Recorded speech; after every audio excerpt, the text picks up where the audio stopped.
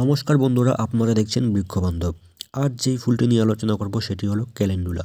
এই গাছটি কোন সময় লাগাবেন, কিভাবে এই গাছের মাটি তৈরি করবেন, এই সব যাবতীয় বিষয় নিয়ে আলোচনা করব আজকের এই ভিডিওতে। চলুন বন্ধুরা, ভিডিওটি শুরু করা যাক। কোন সময়ে গাছ লাগাবেন? আপনারা যদি বীজ থেকে গাছ লাগাতে চান তাহলে অক্টোবর নভেম্বর থেকে জানুয়ারি মাস পর্যন্ত এই গাছের বীজ লাগাতে পারেন। আর যদি নার্সারি থেকে কিনে এনে এই গাছ লাগাতে চান তাহলে শীতকালের যে কোনো মাসে এই গাছ কিনে এনে আপনি টবে লাগাতে পারেন। কিভাবে এই গাছের মাটি তৈরি করবেন? এই গাছ নাইট্রোজেনযুক্ত খাবার প্রচুর পছন্দ করে, আর তার জন্য আপনাকে 60% ভার্মি কম্পোস্ট বা গোবর সার নিতে হবে।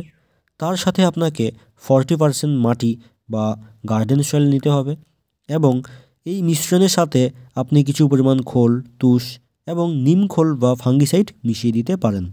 গাছ লাগানোর পর সাথে সাথে রোদে রাখবেন না। 1 থেকে 2 দিন হালকা রোদ, হালকা ছায়া এমন জায়গায় রেখে দিন। এই গাছ ভীষণভাবে সূর্যের আলো পছন্দ করে, তাই গাছ লাগানোর 1 থেকে 2 দিন পরে গাছটিকে রোদে রেখে দিন, যাতে দিনে 4 থেকে 5 ঘন্টা রোদ লাগে। এই গাছে কি পরিমাণ জল দেবেন?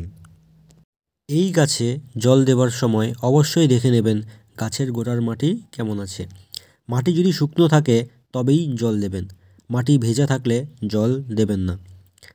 বেশি জল দিলে গাছের গোড়া পচে যেতে পারে, তাই জল দেওয়ার সময় গাছের গোড়ার মাটি অবশ্যই দেখে নেবেন এবং তারপরেই জল দেবেন।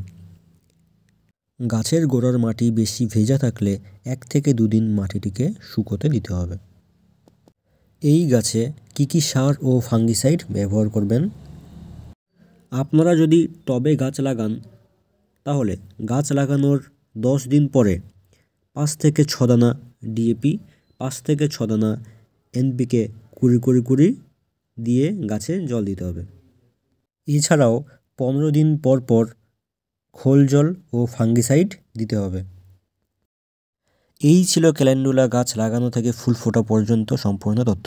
বন্ধুরা, ভিডিওটি কেমন লাগলো জানাবেন। আরও কিছু জানার থাকলে কমেন্ট করবেন। চ্যানেলে নতুন হয়ে থাকলে সাবস্ক্রাইব করবেন এমনই ভিডিও দেখার জন্য। আর আজকের মতো এখানেই শেষ করছি।